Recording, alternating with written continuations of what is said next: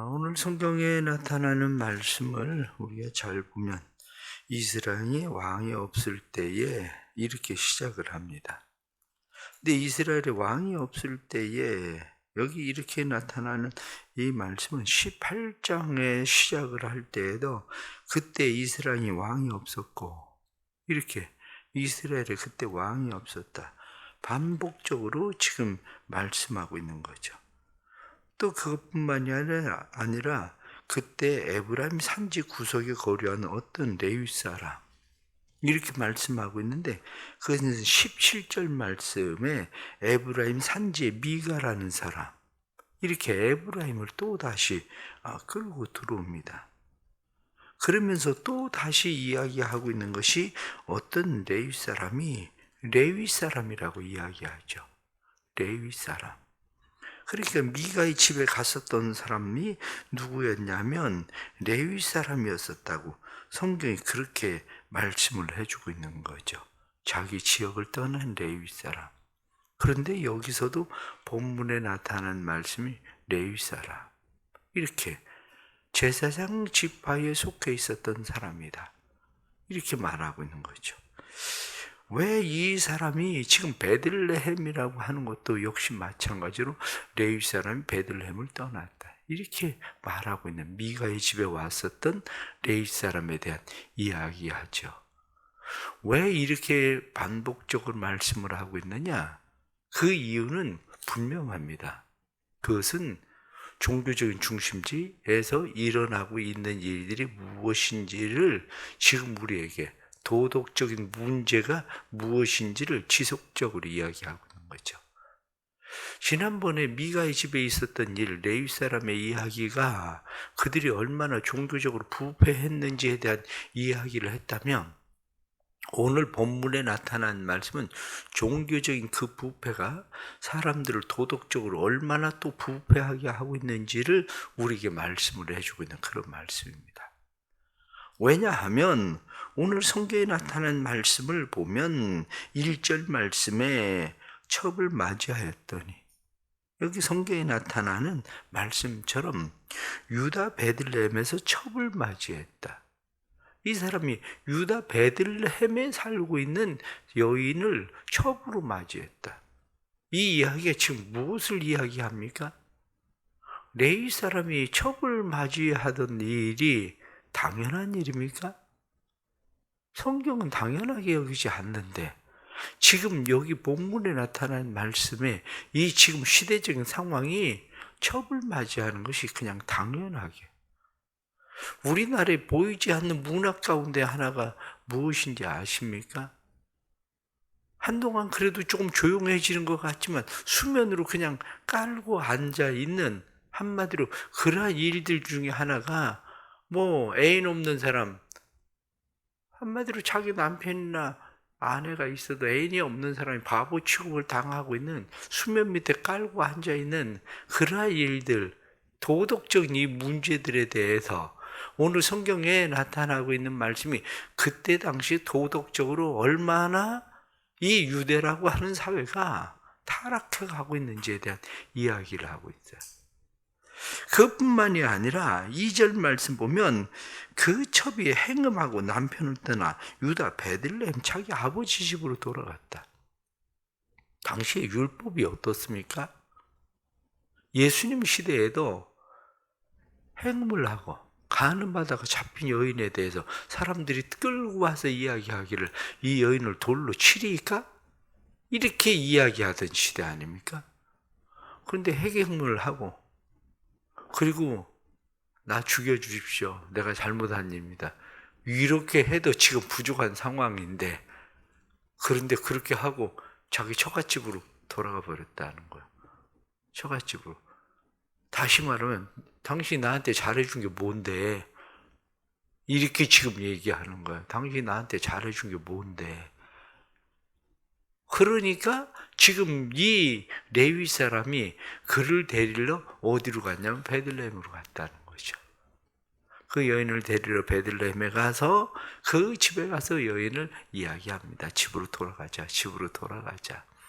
그래서 이 여인을 집으로 돌아가자고 이야기해서 거기서 하루 이틀 묵다가 그 장인이 자꾸 계속 더 머무르라고 해서 다섯째 날 아침에 일찍 일어나서 떠나려고 하는데 그 장인이 또 붙잡으니까 해가 지도록 머물러 있다가 결국에는 그들이 늦게야 그것을 떠나게 되었다. 이렇게 말하고 있는 거죠. 이들이 떠나서 그들이 무엇라고 이야기합니까? 우리가 여부수에 머물까? 이렇게 이야기합니다. 그랬더니 주인이 이야기하기를 그러지 말고 기브온으로 가자. 이렇게 이야기합니다. 그래서 기브아 땅으로 베냐민에 속한 기브아로 가서 그곳에 머물렀는데 오늘 성경에 나타난 말씀을 보면 15절 말씀에 그렇게 되어 있습니다. 기브아에 가서 유숙하려고 그리로 돌아 들어가서 성읍 넓은 거리에 앉아 있으나 그를 집으로 영접하여 유숙하는 자가 없었더라. 넓은 곳, 그곳에 앉아 있었는데 그를 인도하는 사람이 아무도 없었다. 성경은 그렇게 말씀을 하고 있습니다. 사거리 넓은 곳에서 어디 머무를 곳이 있는가 하고 그곳에 머물러 있었지만 그러면 사람들이 돌아다니지 않아서 그를 본 사람이 없었나? 그건 아니라는 거죠.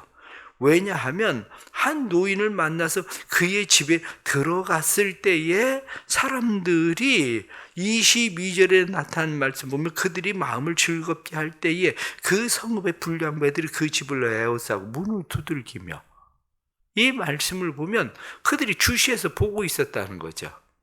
저것들이 어디로 가나? 한마디로 요즘 말로 저 여자 반반하게 생겼는데 저 여자 괜찮지 않아? 이 불량배들이 서로 요즘 나타나는 게 뭐예요? 택시를 타고 술 취한 여자가 탔을 때에 카톡으로 술 취한 여자 탔다. 완전 제정신 아니다. 그래서 넘겨주고 이런 일들 벌어지는 것처럼 그때 당시에도 사람들은 큰 길 사거리에서 사람들이 못 보고 있는 것이 아니라 다 못 본 채 하고 있었던 거죠. 그러나 주시하고 있었던 거죠. 그래서 여인을 내놓아라 이렇게 이야기를 하게 되죠. 그런데 여인을 내놓으라고 이야기할 때에 23절, 24절에 나타난 말씀 보면 이 같은 악행을 저지르지 마라. 내 집에 들어왔더니 망령되이 행하지 마라. 그러면서 24절 말씀에 여기 내 처녀딸과 이 사람의 첩이 있으니 내가 그들을 끌어내리니 그들을 욕보이든지 너희 눈에 좋은 대로 행하되. 이 이야기를 어디서 들은 것 같습니까? 소돔 고모라 성의 이야기를 지금 똑같이 듣고 있지 않습니까? 소돔 고모라 성에 천사들이 왔을 때 롯이 자기 집으로 그들을 끌어들입니다. 그때 사람들이 와서 뭐라고 이야기합니까? 와서 이야기하기를 그 남자들 내놔라 이렇게 이야기하죠. 그 남자들 내놔라. 그리고 이야기하니까 그때 롯이 무슨 얘기합니까? 여자를 가까이 하지 아니한 내 딸들이 있는데 내 딸 내줄게. 이 사람들에 대해서는 상관하지 마라. 이렇게 이야기하잖아요. 이 노인이 지금 하고 있는 이야기를 들어보십시오. 노인이 지금 세상 말로 제정신입니까? 우리가 어떤 면으로 보면 자기 집에 들어온 사람 보호하겠다는 것이 그건 잘못된 건 아니죠. 근데 그들을 보호하기 위해서 내 딸을 내주겠다고요? 이게 지금 무엇을 말하고 있느냐면 소돔 고모라 성의 이야기나 여기 본문에 나타나는 이야기나 이 말씀들이 사람들이 가지고 있는 도덕적 개념에 대한 이야기예요.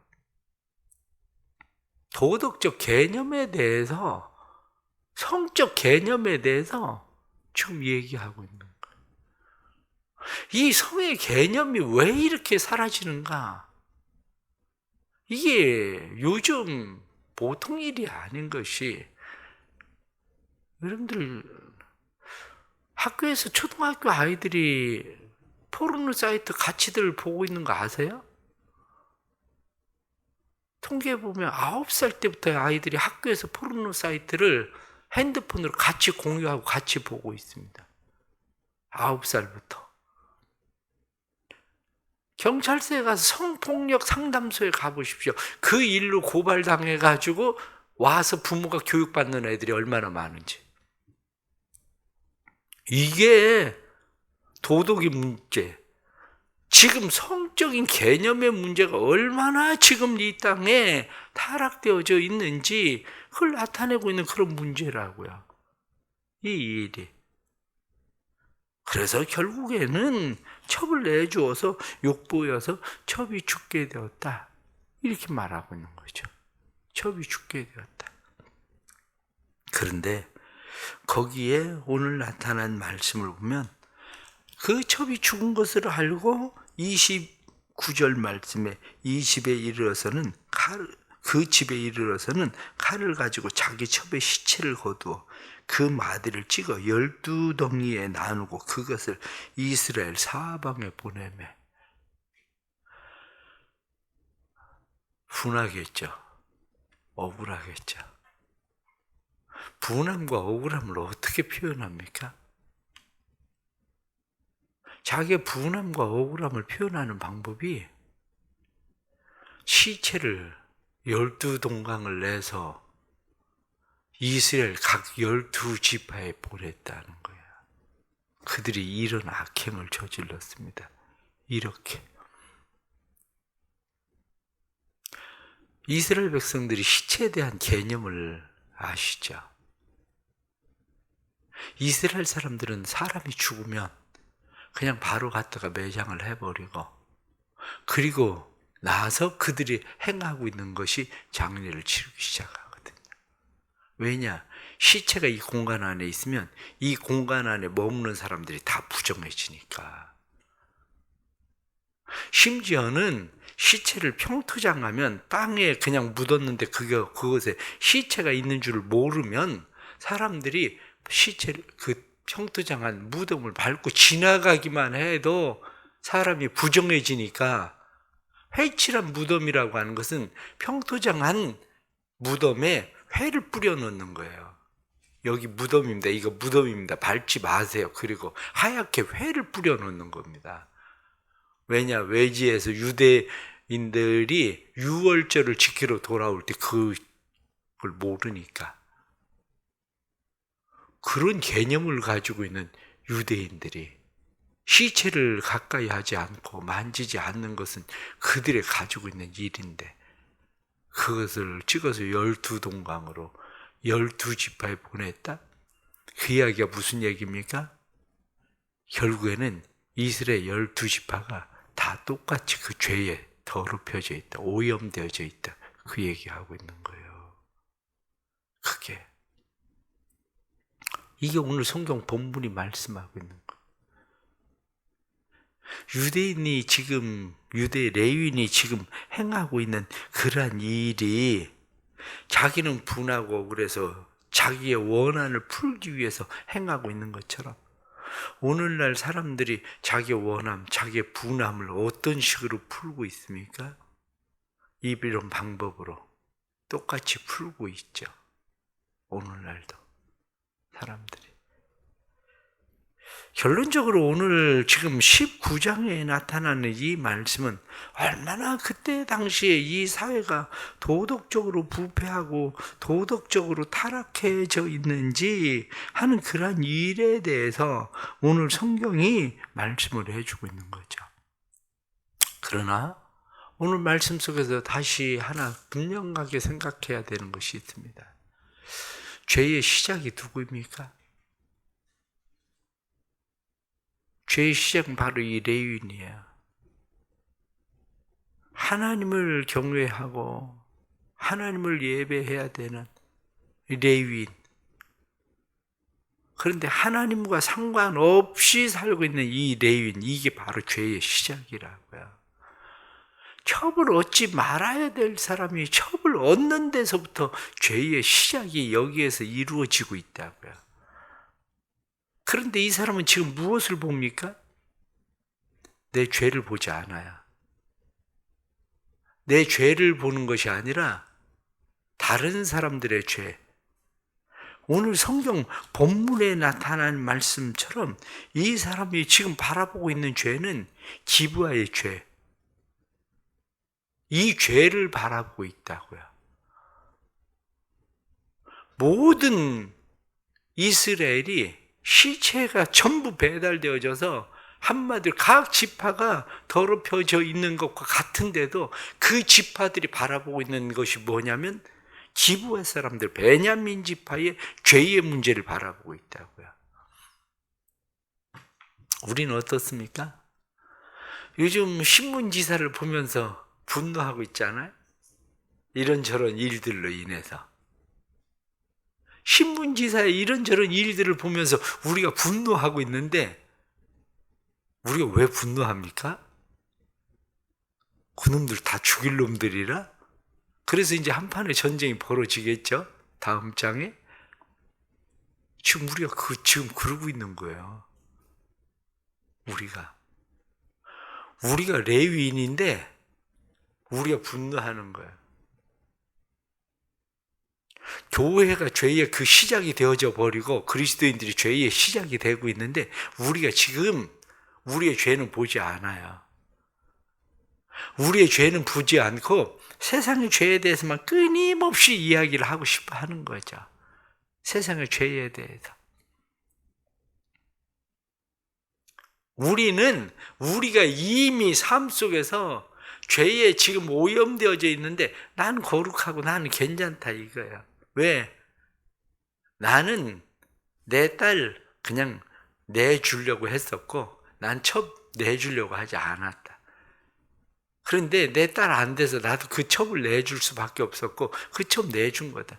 나는 그래도 어느 정도 아무도 거들떠 보지 않는 사람 내가 거들떠 보고 있었으니까 거두어 주었으니까 난 잘못한 거 없다. 그러나 그 사람의 도덕적인 의식 자체가 얼마나 죄에 오염되어져 있는지를 생각을 해보세요. 이미 우리가 다 죄 가운데 있는 겁니다. 누구에게 손가락질하고 누구를 지적질하고 그것에 분노하고 그것에 무엇을 막 어떻게 해보려고 하지만 사실은 그 죄의 뿌리가 어디에 있는 거냐면 나로부터 시작되어지는 죄의 뿌리가 거기에 있는 겁니다. 결국은 이 땅을 치유하고 고치는 거는 나로부터 시작돼야 돼. 나로부터 시작해서 성령의 역사가 아니고는 우리를 새롭게 할 방법이 없습니다.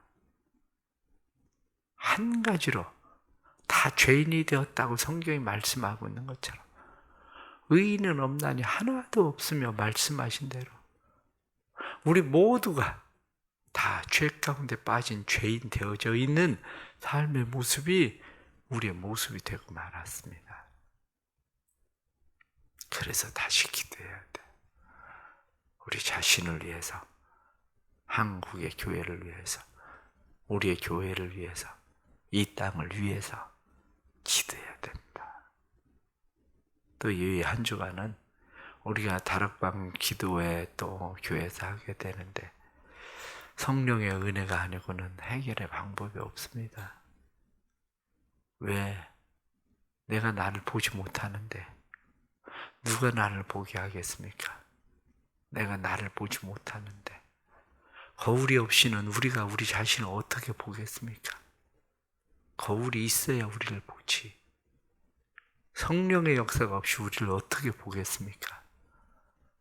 성령의 역사가 우리를 보게 하고 성경의 말씀에 나타난 것처럼 성령 그가 오시면 죄에 대해서, 의에 대해서, 심판에 대해서 알게 하리라. 이렇게 말씀하신 대로 성령이 오셔야 성령의 역사가 일어나야 그런 일들이 일어나는 거죠. 우리의 삶 가운데 또다시 하나님께서 주시는 은혜가 우리를 회복해 하시는, 다시 우리를 보게 하시는 은혜로 나타날 수 있기를 간절히 바랍니다. 기도하겠습니다. 하나님 아버지, 모든 사람이 한 가지로 다 죄인이 되었다고 말씀한 대로 의인은 없나니 하나도 없으며 말씀하신 대로 모두가 죄 가운데 빠져버리고 말았습니다. 자신의 죄는 보지 못하고 우리는 다른 사람의 죄를 탓합니다. 자기 눈에 들보는 보지 못하면서 다른 사람의 눈에 티를 빼겠다고 달려든 꼴입니다. 우리를 불쌍히 여겨 주옵소서. 우리의 힘으로 하나님 안 되는 거 고백합니다. 우리의 힘으로는 이 세상에 도덕에 우리도 그대로 오염되어져 있어서 우리는 똑같이 죄인 되어 있는데 하나님 늘 다른 사람의 눈에 들보를 빼겠다고 달려듭니다. 주님 불쌍히 여겨주시고 우리를 도와주셔서 우리가 주의 은혜로 다시 세워지도록 성령님 역사해 주옵소서. 예수 그리스도의 십자가가 아니군 무엇이 우리의 죄를 사하겠습니까? 성령의 역사가 아니군 어떻게 우리가 죄를 보겠습니까? 주님 도와주셔서 성령으로 죄를 보게 해주시고 예수 그리스도의 십자가로 죄사함 받게 해주시고 그래서 나로부터 시작해서 시작되어진 죄가 나로부터 시작해서 다시 우리의 가정과 교회와 이 땅을 치유하게 하시는 하나님의 은혜로 임하게 해 주옵소서. 오늘도 복된 주일 사랑하는 주의 백성들의 마음을 움직여 주옵소서. 아버지 하나님 앞에 나오는 일들이 이제는 사람들이 그저 코로나라는 그러한 것 때문에 나오지 않는 일이 당연하게 되어져 버리는 시대 속에서 하나님 앞에 진정으로 예배하는 일이 무엇인가를 다시 깨닫고 생각하는 그러한 은혜들 임하게 해주시고 주의 전에 나와서 믿음의 예배자들 되도록 도와주옵소서. 오늘도 헌신하고 봉사하는 사람들 피곤하지 아니한 새 힘과 능력 주시고 오늘도 하나님께서 말씀 사역자들에게 은혜 주시고 모든 교육부서들에게 성령 충만하게 하시고 한국의 강단이 살아나게 해주셔서 한국의 강단을 통해서 이 땅을 치유하시는 하나님의 은혜가 임하게 해 주옵소서. 예수님의 이름 받들어 기도드리옵나이다. 아멘.